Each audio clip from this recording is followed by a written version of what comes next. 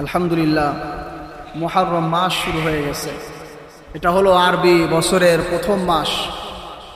এই মাসের গুরুত্ব এবং ফজিলত কোরআনে যেমন বর্ণিত হয়েছে, হাদিস শরীফের মধ্যেও অসংখ্য হাদিসের মধ্যে এই মাসের গুরুত্ব এবং এই মাসের ফজিলত সম্পর্কে আলোচনা হয়েছে। এই মুহররম মাস আরবি বছরের প্রথম মাস।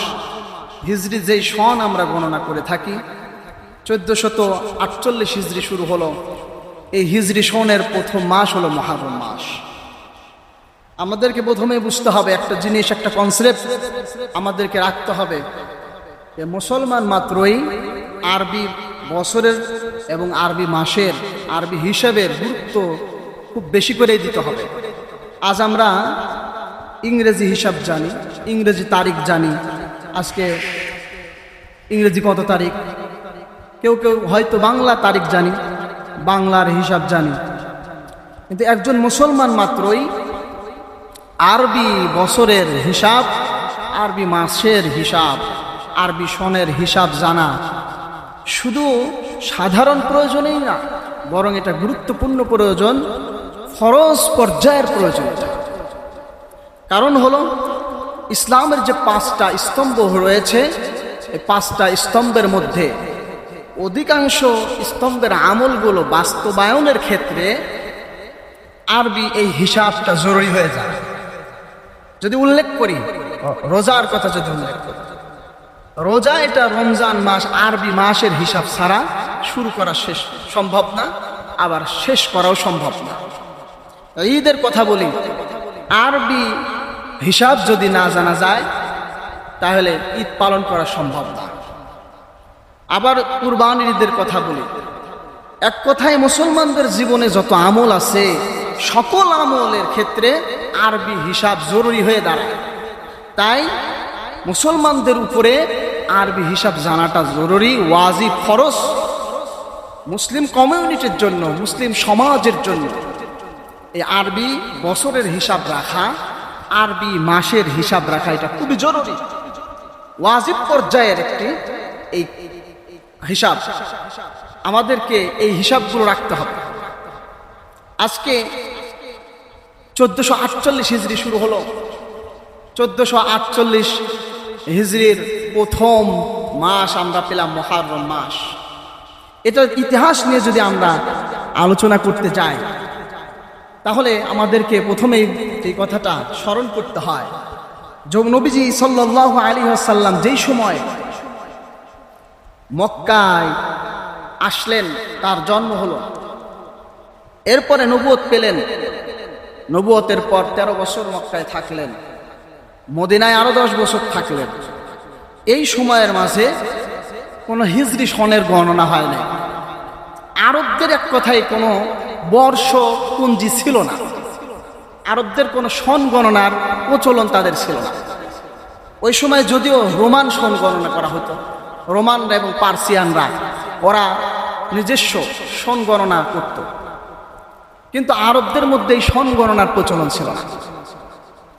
রাসূলুল্লাহ সাল্লাল্লাহু আলাইহি ওয়াসাল্লাম যখন জন্মগ্রহণ করেন, ওই সময় হিসাব করা হয়তো আরবদের মধ্যে হিসাবের যেই সিস্টেম ছিল, আগে যদি কোনো বড় ধরনের কোনো ঘটনা ঘটতো, যেমন রাসূলুল্লাহ সাল্লাল্লাহু আলাইহি সাল্লামের আগমনের পূর্বে বড় ধরনের একটা ঘটনা ঘটেছিল, আসহাবে ফিলের ঘটনা। আরবরা ওইটাকে কেন্দ্র করে বছর গণনা করত। কিভাবে? যে ওই আসহাবে ফিলের ঘটনার 1 বছর পরে, আসহাবে ফিলের ঘটনার 2 বছর পরে, আর আসহাবে ফিলের ঘটনা 3 বছর পরে, এভাবে তারা সন গণনা করে। সুনির্দিষ্ট কোনো সন গণনার পদ্ধতি ছিল না। এভাবে করেই রাসূলুল্লাহ সাল্লাল্লাহু আলাইহি সাল্লাম দুনিয়া থেকে চলে গেলেন। খলিফাদের মধ্যে প্রথম খলিফা হযরত আবু বকরও চলে গেলেন। হযরত ওমরের খেলাফত কাল। তখন হযরত ওমর রাদিয়াল্লাহু আনহুর এক গভর্নর ছিলেন আবু মুসা আশআরী রাদিয়াল্লাহু আনহু। আবু মুসা আশআরী রাদিয়াল্লাহু আনহু পত্র মারফত হযরতে ওমরকে খলিফাতুল মুসলিমিনকে জানালেন, খলিফাতুল মুসলিমিন, আপনি আমাদের কাছে মাঝে মাঝে যেই পত্রগুলো পাঠান, বিভিন্ন ফরমান জারি করে আমাদের কাছে যেই কথাগুলো আপনি লিখে পাঠান, সেইখানে শুধুমাত্র কেবলমাত্র মাসের নাম উল্লেখ থাকে, কিন্তু বছরের নাম উল্লেখ থাকে না। ফলে কি হয়, এই পত্রটা কোন বছরের এটা আমরা চিহ্নিত করতে পারি না। পথের মধ্যে এই পত্রটা কত দিন ছিল এটা আমরা নিরূপণ করতে পারি না। খলিফাতুল মুসলিমিন, আপনি যদি আমাদের জন্য কোনো সন রচনা করতেন, আপনি যদি আমাদের জন্য, আমাদের সুবিধার্থের জন্য রাষ্ট্রীয় কাজ সুন্দর আর সুচারুরূপে আঞ্জাম দেওয়ার সুবিধার্থে যদি আপনি একটা সন এখানে যোগ করে দিতেন, তাহলে আমাদের জন্য ভালো হতো। কারণ এখানে সন উল্লেখ না থাকার কারণে আমাদেরকে মাঝে মাঝেই বিড়ম্বনায় পড়তে হয়, জটিল পরিস্থিতির সম্মুখীন আমাদেরকে হতে হয়। খলিফাতুল মুসলিমিন বিষয়টাকে আমলে নিলেন, সাহাবে কেরামের পরামর্শের বৈঠক ডাকলেন।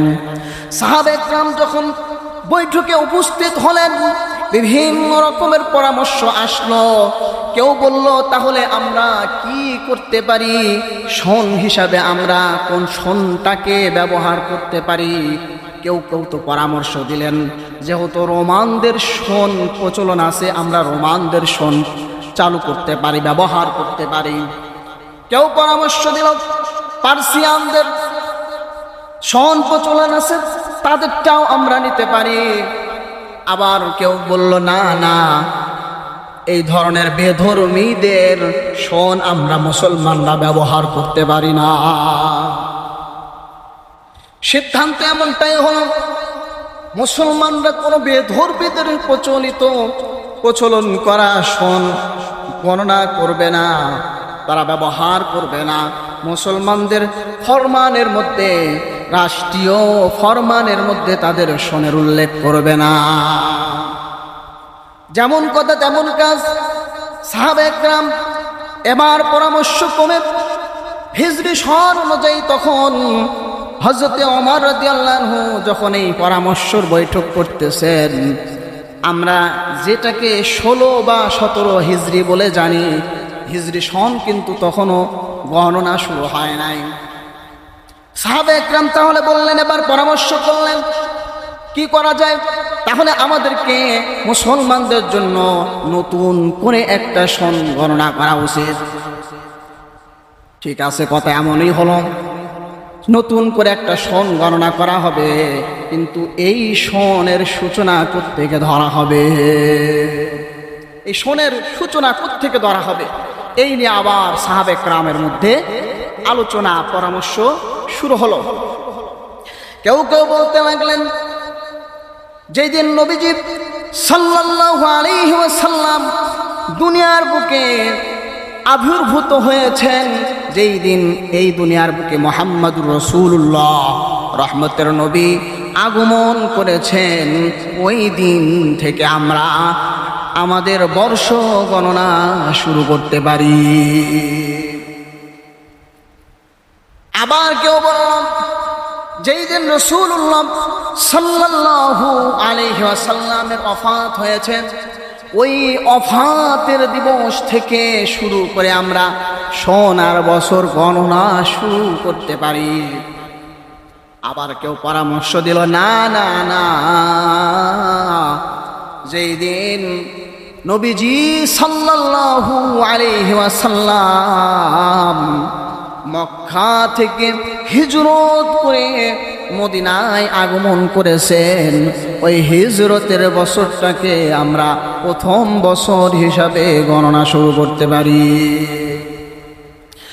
বিশেষ করে হযরত আলী কাররামাল্লাহু ওয়াজহাহু তিনি এই মতের পক্ষে জোরালো অবস্থান নিলেন এবং জোরালোভাবে এর পক্ষ অবলম্বন করলেন। পরিশেষে সিদ্ধান্ত হযরতে আলী রাদিয়াল্লাহু আনহুর এই অবস্থানের পক্ষেই হয়ে গেল যে হ্যাঁ, এটাই হযরত ওমর রাদিয়াল্লাহু আনহু গ্রহণ করলেন যে হিজরত নবীজির এটাই একটা হক আর বাতিলের মধ্যে পার্থক্যকারী। এটাকেই আমরা মুসলমানরা হিজরি সনের গণনার শুরু হিসাবে ধরে নিতে পারি। কারণ এই হিজরতের মাধ্যমে মুসলমানদেরকে এমন শিক্ষা দেওয়া হয়েছে যে একজন মানুষ, একজন মুসলমান, একজন ইমানদার হিজরতের থেকে শিক্ষা নিবে। মুসলমান তার ইসলাম বাঁচানোর সুবিধার্থে, ইমানদার তার ইমান বাঁচানোর তাগিদে দরকার হলে পরিবার ছাড়বে, দরকার হলে তার সমাজ ছাড়বে, প্রয়োজন হলে বাপ দাদার ভিটা মাটি ছাড়বে, প্রয়োজন হলে মুসলমান প্রয়োজন হলে দেশ ত্যাগ করবে, কিন্তু ঈমান ত্যাগ করবে না, ইসলাম ত্যাগ করবে না, ইসলামের পথ থেকে সরে আসবে না। এই বড় একটা শিক্ষা নবীজি সাল্লাল্লাহু আলাইহি ওয়াসাল্লাম তার হিজরতের মাধ্যমে গোটা জাতিকে, গোটা মুসলিম উম্মাহকে দিয়ে গেছেন। এই শিক্ষাটা আমাদের জন্য স্মরণীয় করে রাখার জন্য আমরা মুসলমানরা দুনিয়ার যেই প্রান্তে থাকি না কেন, বাংলাদেশে থাকি, পাকিস্তানে থাকি, ভারতে থাকি, বার্মাতে থাকি, আর টিউনিশিয়াতে থাকি, ইউক্রেনে থাকি, আমেরিকায় থাকি, ইউরোপের যে কোনো রাষ্ট্রে থাকি, আর মিডল ইস্টের যে কোনো রাষ্ট্রে থাকি, আফ্রিকায় থাকি না কেন, সব জায়গার মুসলমানদেরকে এই কনসেপ্টটা রাখতে হবে।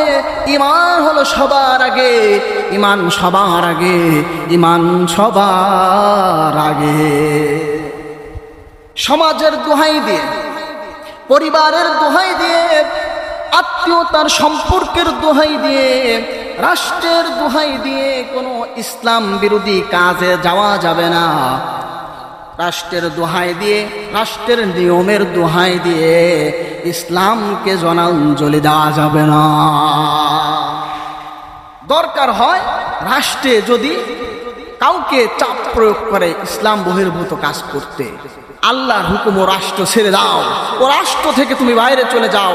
আল্লাহ রাব্বুল আলামিন বলছেন আরদুল্লাহ ওয়াসিআ ফাতুহাজিরু ফিহা, আল্লাহর জমিন প্রশস্ত, ও বান্দা যেই জায়গায় আসো এখানে যদি তোমাকে বাধ্য করা হয় ইসলাম বিরোধী কাজ করার জন্য, এখানে যদি ইসলাম পালন করতে তুমি বাধা প্রাপ্ত হও, বান্দা আমার জমিনটা সংকীর্ণ নয়, আমার জমিনটা প্রশস্ত, কাজেই তুমি সেই প্রশস্ত জমিনের মধ্যে যেখানে তুমি নিরাপত্তা বোধ করো, যেখানে আল্লাহর ইবাদত নির্বিঘ্নে করতে পারো, চলে যাও সেখানে, সেখানে গিয়ে তুমি ইবাদত করো। বড় আফসোস আর পরিতাপের বিষয়, আজকে আমাদের মুসলিম মাতৃভূমি, মুসলিম রাষ্ট্রগুলো থেকে মানুষ এমন এমন রাষ্ট্রে বসবাসের জন্য যায় যেখানে প্রকাশ্যে মন খুলে ইসলামের আমলগুলো করা যায় না। টাকার লোভে, পয়সার লোভে, গাড়ি বাড়ির লোভে মানুষ আজ মুসলিম কমিউনিটি থেকে, মুসলিম সমাজ থেকে অনইসলামিক অমুসলিম পরিবেশে কমিউনিটিতে গিয়ে যোগ দেয় শুধুমাত্র টাকা পয়সার লোভে। সেখানে গিয়ে কি হয়, অমুসলিমদের কালচারে সে নিজেকে নিমজ্জিত করে ফেলে, অমুসলিমদের কালচারের মধ্যে ডুবায় ফেলে। সে কোনো মতো যদি তার ইমানকে ধরে রাখতে সক্ষম হয়, কিন্তু তার যেই পরবর্তী প্রজন্ম দেখা যায় যে ওই ইহুদিদের সঙ্গে মিশতে মিশতে, খ্রিস্টানদের সঙ্গে মিশতে মিশতে এক পর্যায়ে ওর মধ্যে ইহুদির এবং খ্রিস্টানদের কালচার অনুপ্রবেশ ঘটে যায়। এর জন্য কিন্তু যেই সকল অভিভাবকরা ওখানে যায়, ওখানে গিয়ে নিজেদের আবাসন গড়ে তুলতেছে, ওখানে সিটিজেনশিপ নিচ্ছে, তাদের তো অবশ্যই দায়ী হইতে হবে। কারণ সন্তানকে ভালো পরিবেশ দেওয়ার পরিবর্তে, ইসলামী পরিবেশ দেওয়ার পরিবর্তে তাকে কোথায় দিয়ে গেল, অনইসলামিক পরিবেশের মধ্যে নিয়ে গেল। এর জন্য তাকে দায়ী হইতে হবে। যা হোক, সম্মানিত হাজিরিন, বলতেছিলাম এই যে হিজরি সনের গণনা কিভাবে শুরু হলো, আরবি বছরের গণনা কিভাবে শুরু হলো। হযরত আবু মুসা আশআরী রাদিয়াল্লাহু আনহু প্রস্তাবের প্রেক্ষিতে হযরত ওমর রাদিয়াল্লাহু আনহু পরামর্শর বৈঠক ডাকলেন।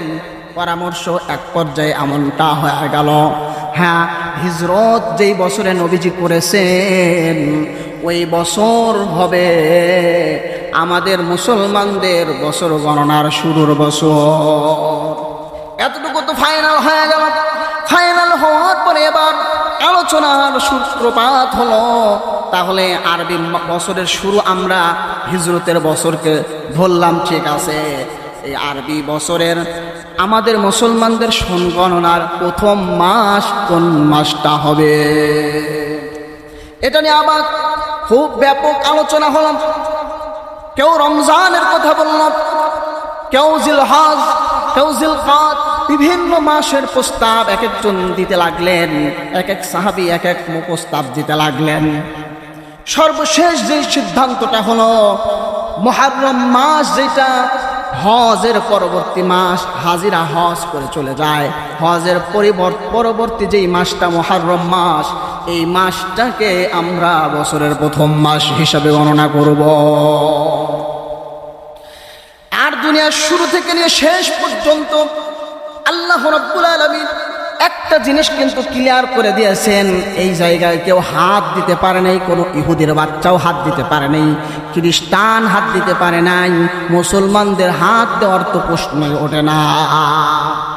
সেই জায়গাটা কি আল্লাহ রাব্বুল আলামিন বলেন, আমি যখন দুনিয়াকে সৃষ্টি করেছি, ইয়াউমা খালাকাস সামাওয়াতি ওয়াল আরদ, যেই দিন আমি আসমান আর জমিন সৃষ্টি করেছি, এখনো আদমকে বানাই নাই, এখনো হাওয়াকে বানাই নাই, যেই দিন আসমান আর জমিন আমি বানাইছি, আল্লাহ রাব্বুল আলামিন বলেন ওই দিন থেকে আমি মাস হিসাবে বছরের 12 মাসকে নির্ধারণ করে দিয়েছি। বলেন সুবহানাল্লাহ। এই 12 মাস কোনো জাতি চেঞ্জ করতে পারে নাই যে বছরের মাস হবে 10 মাস, বছরের মাস হবে 9 মাস, এমন করে কোনো জাতির মধ্যে ইতিহাস খুঁজলে পাওয়া যায় না। আল্লাহ রাব্বুল আলামিন যে 12 মাস দিয়েছেন, এই 12 মাসের মধ্যেই আছে। গণনা যেমনই হোক, ইংরেজি গণনা 12 মাস, বাংলা গণনা 12 মাস, আর আরবি গণনা তো 12 মাস আছেই আছে। এই জায়গায় কেউ হাত দিতে পারে নাই। আরবি বছরের জানুয়ারি মাস শুরু হয়, আর বাংলা বছরের বৈশাখ মাস দিয়ে শুরু হয়। আরবি মাস কোনটা দিয়ে শুরু হবে, সাহাবে কেরামের মাঝে সিদ্ধান্ত হয়ে গেল মুহররম মাস দিয়ে শুরু হবে। আর তার কারণ হলো মুসলমানদের একটা বড় আর গুরুত্বপূর্ণ ইবাদত তার আগের মাসে শেষ হয়ে যায়। তার মানে একটা বড় গুরুত্বপূর্ণ ইবাদতের মাধ্যমে যেন আমরা বছরটাকে শেষ করলাম, তারপরের মাসটাই যেন আমরা নতুন করে ধরতে পারি। তাছাড়া যখন রাসূলুল্লাহ সাল্লাল্লাহু আলাইহি ওয়াসাল্লাম জানিয়েছেন, আবার আল্লাহ রাব্বুল আলামিন জানিয়েছেন, 4টা মাস আল্লাহর কাছে সম্মানিত। সেই 4টা মাসের মধ্যে মুহররমুল হারাম একটা মাস আছে, যেই মাসের ফজিলতের ব্যাপারে নবীজি নিজেও দ্ব্যর্থহীন ভাষায় ঘোষণা দিয়ে গেছে। আর শাহরুল্লাহ বলা হয়েছে, শাহরুল্লাহিল মুহররম। অন্য মাসের ব্যাপারে এমন বলা হয় নাই, যেমনটা মুহররম মাসের সম্পর্কে নবীজি বলেন। নবী বলেন মুহররম মাস হলো আল্লাহর মাস। যেহেতু নবীজি এমন কথাগুলো স্পষ্ট ভাষায় বলে গিয়েছেন, এই জন্য সাহাবে একরাম সিদ্ধান্ত নিয়েছেন আরবি বছরের প্রথম মাস হবে মুহররম মাস। এভাবে করে মুসলমানদের বছর গণনার সূচনা হয়ে গেল। তখন হযরত ওমর রাদিয়াল্লাহু খেলাফতের মধ্যে আছেন। সেই হিসাবে ওই বছরটা হিজরতের থেকে নিয়ে 16-17 বছর পরে হয়। এই জন্য ওই নবীজির হিজরতের বছর থেকে গণনা করে করে দেখা যায় যে এই সময়টাতে এই সিদ্ধান্ত হলো, ওই সময়টা ছিল 16 বা 17 হিজরি। এমনই ভাবে আরবি বছরের গণনার সূত্রপাত হলো, সূচনা হলো, সিদ্ধান্ত হলো। এটাই ছিল হলো আমাদের হিজরি বছরের গণনার শুরু। আর এই মাস গণনার বিষয়টাও এমনই ভাবে আমাদের কাছে গুরুত্বপূর্ণ। কেন? কারণ এই আরবি মাস গণনার সঙ্গে আমাদের রোজার সম্পর্ক, আরবি মাস গণনার সঙ্গে আমাদের হজের সম্পর্ক, আরবি বছর, আরবি মাস যদি আমরা গণনা না করি, হজ করা সম্ভব না। কেউ কি জানুয়ারি মাসেও হজ করতে পারবে? পারবে না। তাকে জিলহজ মাসের হজ করতে হবে। কুরবানির আমলটাও তাই, সেম রোজার আমলটাও তাই।